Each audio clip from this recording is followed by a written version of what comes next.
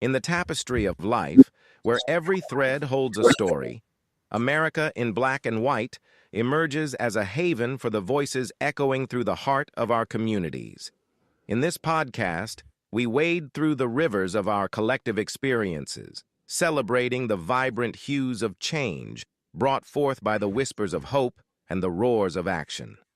It's more than just a conversation. It's a journey into the heart of our society, illuminated by the light of those daring to dream and do. Join us, and let your voice be the melody that guides us toward a dawn where every color finds its place in the masterpiece of our shared destiny. Together, let's paint a future brimming with the positives that dwell in our minds and the actions that shape our world. Good evening. Good evening and welcome. Welcome to America in Black and White, the show where we do not flinch from truth, where we do not dim the light of the excellence, and where we celebrate with full unapologetic emotions and truth as to. Good evening and welcome to American Black and White, the show where we do not flinch from truth, where we do not dim the light of excellence, and where we celebrate with full unapologetic conviction the men and women who are doing the quiet, powerful, world-changing work of lifting their communities. I'm your host, Charles Zachary King, and tonight as a special night, Season 4, Episode 93 of this program stands as a testament to what happens when purpose meets passion, when vision meets vocation, and when one human being decides that the measures of their life will not be counted in personal accolades, but in lives transformed. That is what America in Black and White has always been about. We have always believed that our stories matter. We have always believed that the full, unfiltered truth of Black life, its struggles, its glories, its resilience, and its relentless forward march deserves a platform, a megaphone, and a legacy. Tonight, we honor that belief once again. The theme of tonight's episode cuts to the very heart of economic justice in this nation. We're talking about vocational rehabilitation, workforce development, and community empowerment. Three pillars that we built, that when built right, do not just change individual lives, they reshape entire communities.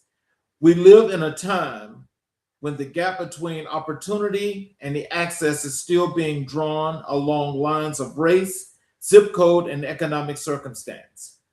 We live in a time when too many of our brothers and sisters are told, in ways both spoken and unspoken, that their dreams are too big, their barriers are too high, and their chances too slim.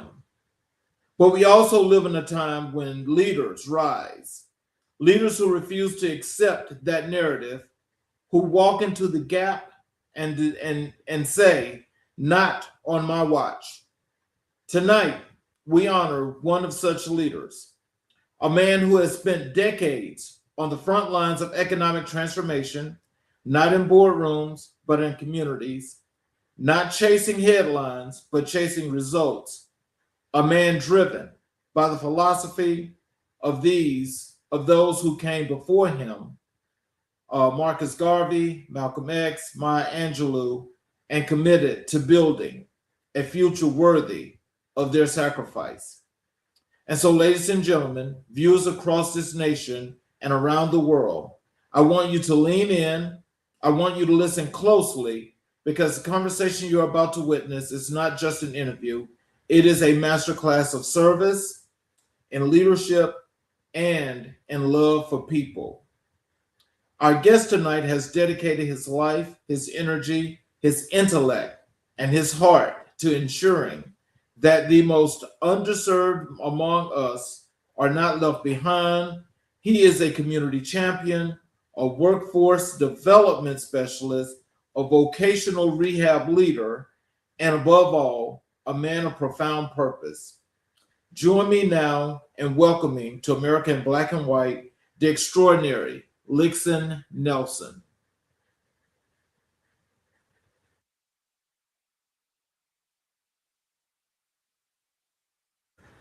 We have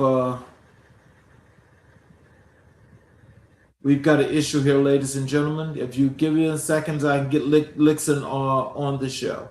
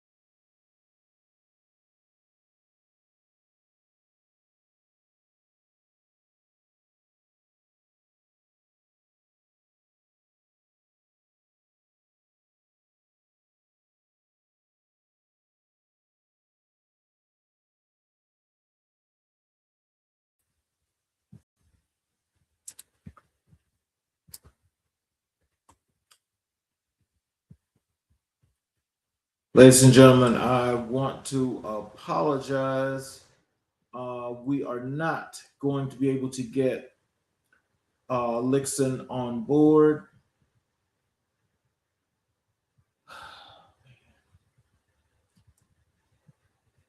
We're going to have to let me just carry on with you guys. And what I will tell you is right now we're at a point right now of where we're at a crossroads. And so let me just talk about some things that are happening right now in America. And what I will tell you guys is I don't have to tell a lot of people is that we know that there's an enormous amount of things that are happening.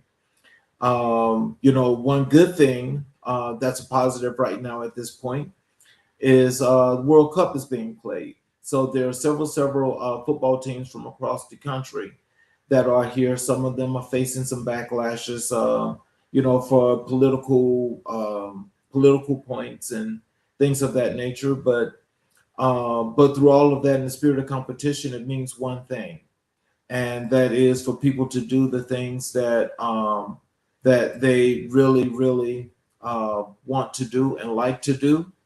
And so hopefully that turns out to be wonderful. And my congratulations goes out to the team in advance that actually wins the cup on July 19th, because that's the final day. But what I will also tell you is that here in our country, we're facing some real serious uproads and some things that are happening now that is just unprecedented. And in some of those things, from a political perspective, there's lots of things that's causing discourse here in the country. And there are things that we, the people, need to do to try and change this and correct this course, because the course that we're on right now is not a good one. And with that being said, from the political perspective, we're in a place now where racism and racial injustices are just rising and rising and rising, and it's unprecedented. But it's also one of those things that is a topic that I think we should be able to discuss. And I know for a lot of people, truth is not something that they want to hear.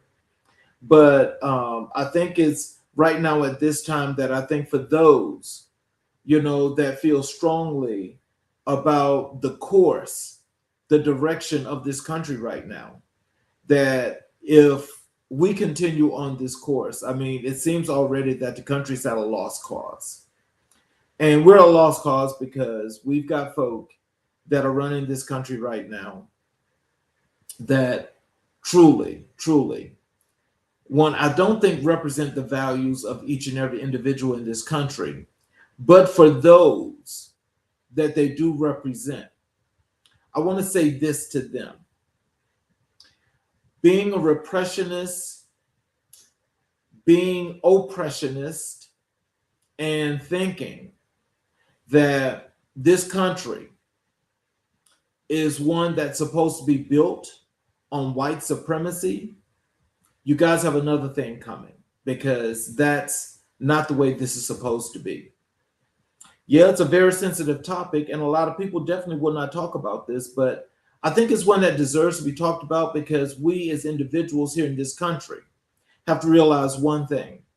If we understand what actually took place and how things went in the founding of this country, then I think a lot of folk would actually take back the way they put out this historical story about the founding fathers.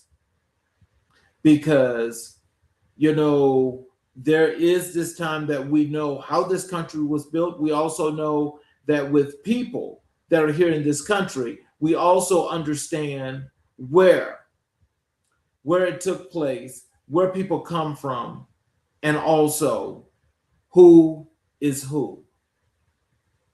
Now, you know, some people are stating that, you know, heritage is everything, and heritage is everything. But with heritage being everything, and we know directly as to the who, what, the where, the when, and the why, and the how, then I think most of us will understand and know that if we know the original people on the face of this earth, if we know who that was and we know who that is, then I think we would have to ask the question, the heritage of all the other people. Where did you come from? How did you do what you do? You see, there's so much going into downplaying people and making people feel less than and wanting to take things away from people that is just so unnecessary.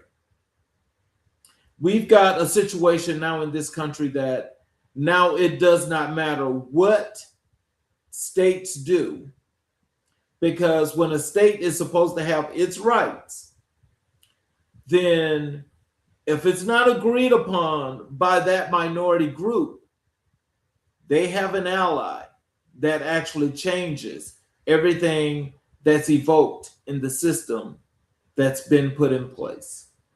They run to the Supreme Court. And the Supreme Court has overturned everything that's caused chaos and disorder in this country for those that benefit from that at this point. But I don't think that that's going to be a long-term situation. But I'm here to say this. I think until people can learn how to be peaceful, when people can learn what it is to do right by others and to do right by your neighbors, then I think you guys are going to have a long ways to go. Because I can tell you this kind of wrong does not stand and does not last for long. It does not. It does not. But now I will say this. I'm not one of those going to say, I told you so. But I will say this. You guys will know when that tide turns, because it's turning right now. It's turning right now. And, you know, I was always told as a little boy, same thing makes you laugh. It's the same thing that makes you cry. If we got that going on, yeah, that's a problem. That's a good thing, shall I say. But it's a problem for those other folk, you know. Now, my thing is this: all this violence that's happening, I mean, is that really necessary? No, it's not. It's not necessary. But what I think is the thing that really makes it what it's supposed to be is the thing that morally most of us were taught, and that is doing right by others. I just want to say that I think that we've got to do some course corrections here for America, because America and this violence that's been over these last a few hundreds of years, 400 years of all this violence, this has got to stop. This has got to stop. It goes from violence to stealing and to just doing whatever is necessary when it comes to doing things wrong to people, and it's considered to be the right thing. I don't know.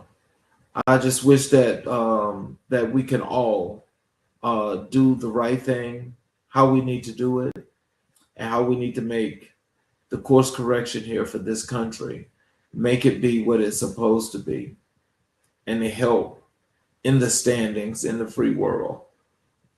Because America does not have a good standing in the free world right now.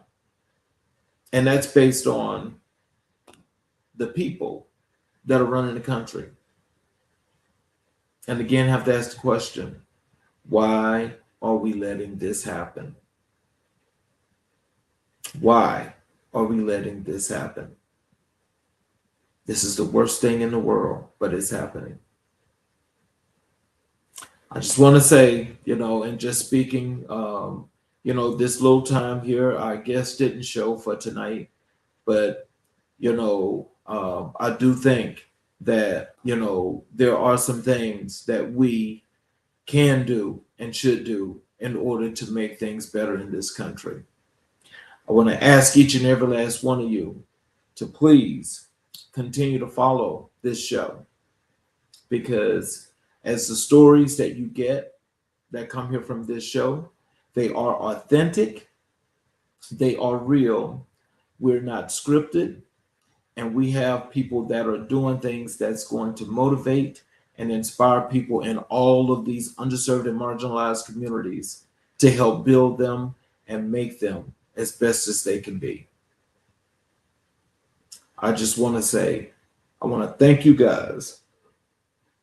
For those of you that are here for each and every show, I want to thank you, because that means a lot, not just to the platform, but it also means a lot that when you have your support is always a good thing. And I want to thank you. I also want to make sure that I take the time out to ask you guys to also make sure that that, for the shows that are done for 7 days a week, this show here Monday through Friday, Changing Trends and Times on Saturday, and CK Stories from the Heart on Sunday, that they're all special in their own right, and they're all doing things that are necessary when it comes to building our communities around the country. Because we have to take that time. We have to put time in our communities, because our communities deserve it. Everybody deserves an opportunity. Everybody deserves to be heard.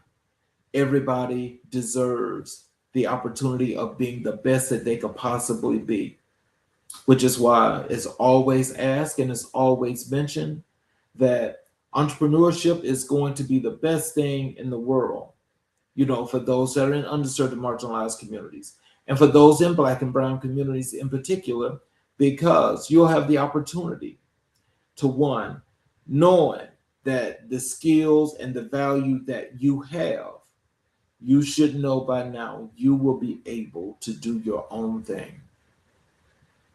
And if you're able to build your own company, then you don't need any of the other stuff. You don't. So I want you to know that as you get the opportunity to not only highlight and showcase your work here and for the community here, that will also help to try to get you out there and people to know and put that light on you as bright as possible. So everybody has the opportunity of knowing of who you are, what you do, and why you are so valuable. It's about the value, is what we're about. It's about the moral compass, is what we're about. And I want each and every last one of you to understand that when we talk about that moral compass is the real thing. Because when you can reach out to your fellow man and when you can lend that helping hand, it means a whole lot. You never know if you're saving someone's life or you're causing someone from having a real serious catastrophe. These are the things that I just want to say to each and every individual that's watching, because it means so much to this platform that we get the very best of people to be here. And I want to thank you guys, but I also want to make sure that you remember this before I get off the platform. I want you guys to remember this, that, reaching out and stopping all of this negativity, all of this darkness that's transpiring, that's going on around this country. We've got to stop this. We got to stop this because this is out of control now. It's out of control when you've got people that are putting and saying things about the former First Lady, Michelle Obama, where they're talking about President Obama and calling them apes and animals and things of that nature. What is the problem? And you know what I say that problem is? That problem is what they call leadership. And those folk that are in leadership that don't deserve to be in leadership, those that are claiming that things have been stolen and rigged and things of this nature, when it's these people, these folk that are doing the very same thing. Right now, I want all of us to be focused, and I want you to think about this. If we have debt of $36 trillion, but GDP is only $34 trillion. I just want you to think about that and what's the problem, and also how all of this debt has been accumulated. We know how it's been accumulated. We know who's doing what. But yet and still, there is nothing on the checks and balances for what the government is supposed to be about that's causing all these problems that, there's where it's causing all kinds of darkness. All kinds of darkness. And to know that people really support this, that's the scariest thing to me, because if you support that, then that's telling me if you support that there's nothing you won't support. There's nothing, especially when it's dark. There's nothing that you will support. So I say, let's get it together, people. Let's build all these communities like we need to build them. Let's get rid of all this foolishness, all this short-sightedness that's happening, and let's make this be about the best that it can be. Because it's not about making America great again, because there was nothing to the point that anything dulled that light, other than who's leading. That's how you tell the difference. So I want to say in closing, you guys have yourself a wonderful evening, and we'll see you guys tomorrow at 6 p.m. Eastern Standard Time. And you guys have a great evening.